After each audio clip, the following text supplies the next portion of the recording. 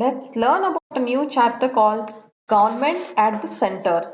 Let's study about the Parliament of India. Constitution of India, which came into force on 26 January 1950. It provides a bicameral parliament which consists of the President and two houses known as the Council of States, and these two houses are the Council of States, first one also known as Rajya Sabha, and the House of People also known as Lok Sabha. So Rajya Sabha and Lok Sabha are two houses.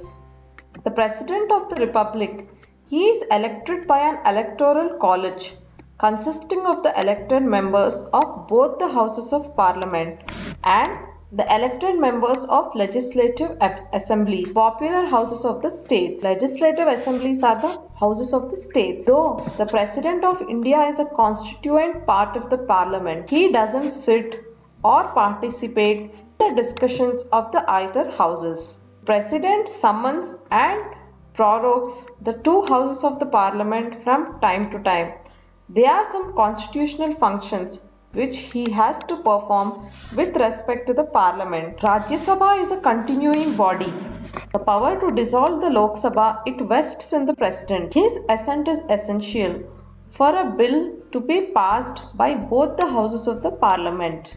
When the parliament is not in the session and he is satisfied that circumstances exist which render it necessary for him to take the immediate action, then the President can promulgate ordinances having the same force and effect as laws passed by the Parliament. Composition of the legislature. The Parliament, central legislative body in India. It consists of two houses, the Lok Sabha and Rajya Sabha. The members of these houses are known as the members of Parliament, that is MPs. In this image you see the Indian Parliament building.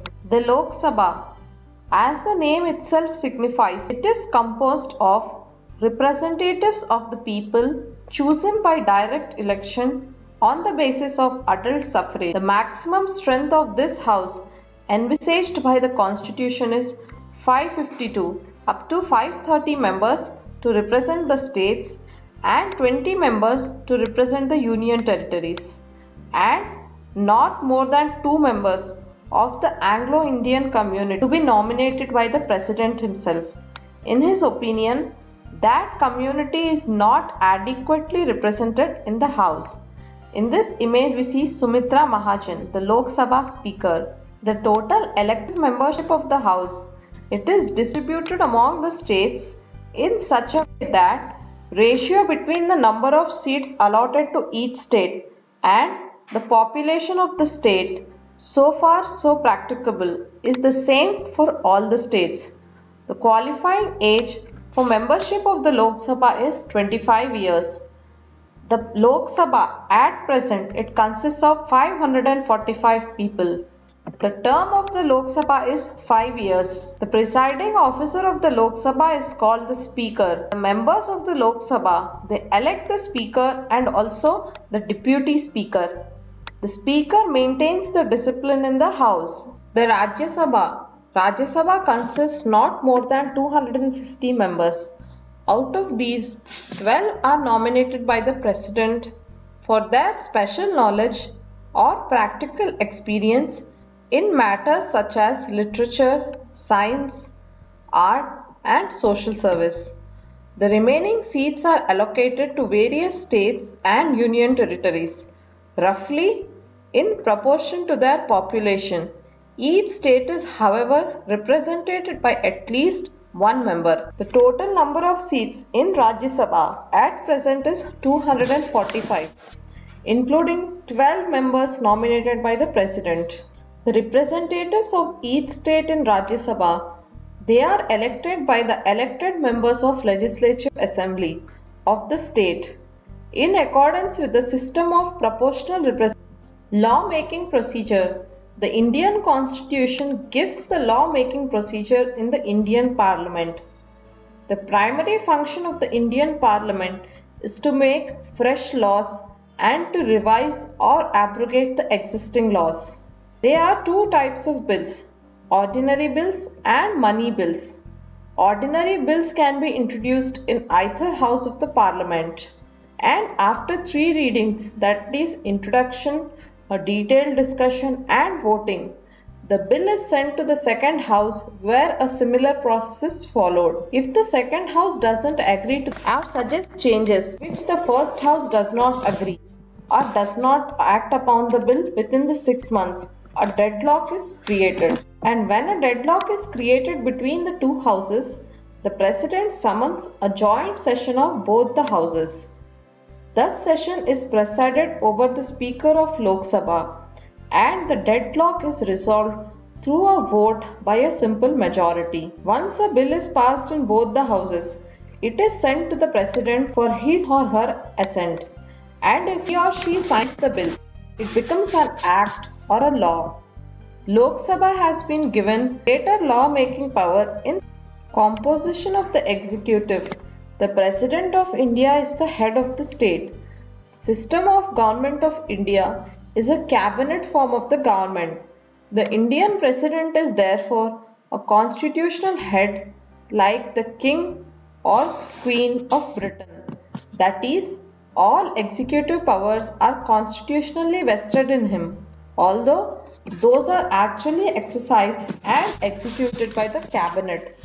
The President is the Supreme Commander of the Defence Force and he is the first citizen of India. President is elected by an electoral college which consists of the elected members of Lok Sabha, Rajya Sabha and Vidhan Sabha of the state.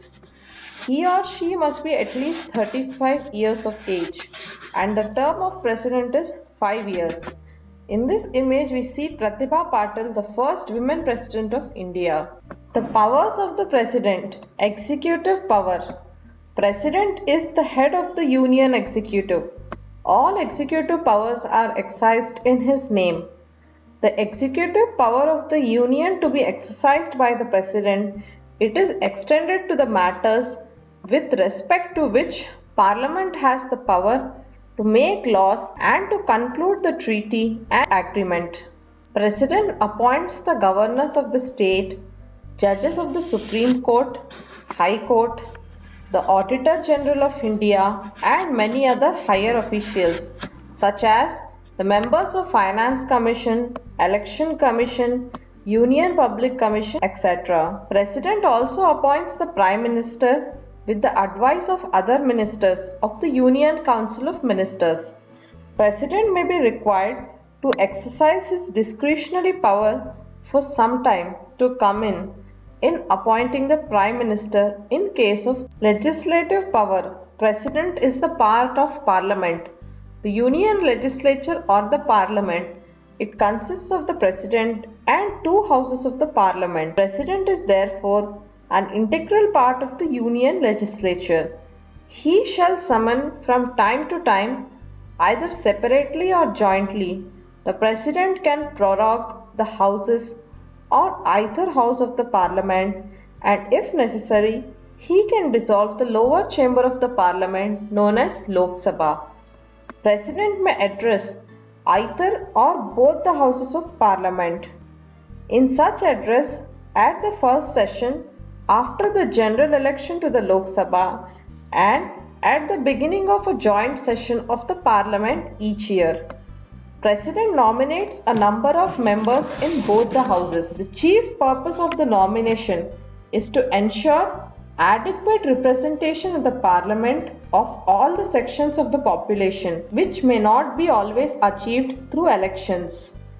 The President has certain functions in respect of passing a bill. A bill passed by both the houses of Parliament requires his assent in order to become an act. He may give his assent to a bill or can withhold assent when a bill, after getting approved in both the houses, is placed before the President. Power to promulgate ordinances. An ordinance is a temporary law which is issued by the President when Parliament is not in the session. These ordinances have the same status as laws but are valid for a period of 6 months. Financial. President causes the annual budget of Union Government to be laid before the Parliament every year. The President gives assent for money bills to be introduced in the Lok Sabha. Emergency power. The Constitution of India empowers the President to proclaim three kinds of emergencies: national emergency, emergency for the failure of constitutional machinery in a state, and financial emergency. A national emergency can be declared by the President on the advice of the Prime Minister in the event of a war, external aggression, a national calamity, or a disaster.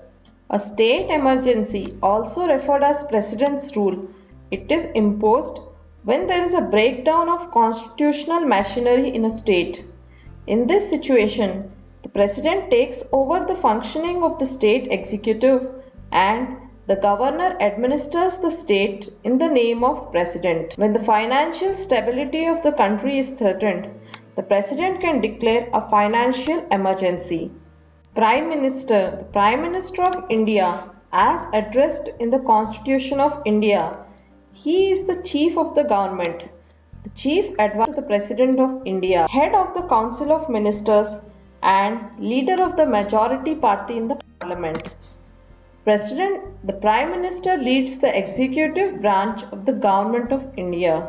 Prime Minister is the senior member of the Cabinet in the executive branch of government in a parliamentary system. In this image we see Narendra Modi, the Prime Minister. The Prime Minister selects and can dismiss the other members of the Cabinet.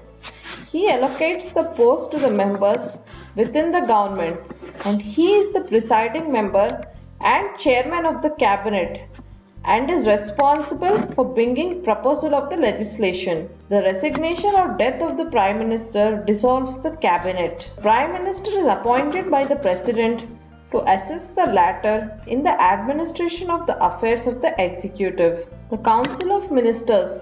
The Council of Ministers is appointed by the President on the advice of the Prime Minister. It has three ranks of ministers: Cabinet Ministers, the Ministers of State, and Deputy Ministers. Cabinet Ministers occupy the highest rank and they have charge of most of the important ministries. A Minister of State, he may assist a Cabinet Minister or may be in complete charge of a department.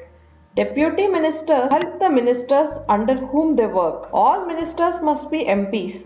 If they are not members of the either house, they must get elected to the Parliament within the 6 months. Accountability is important that in a democracy, the government must be accountable to the people. Parliament has members who represent the common people of India. It tries to ensure that the government is acting according to the interest of the people. A calling attention motion may ask a Prime Minister for clarification on a serious issue. An adjournment motion may be used to start a debate on an important issue. The Council of Ministers is collectively responsible to the legislature.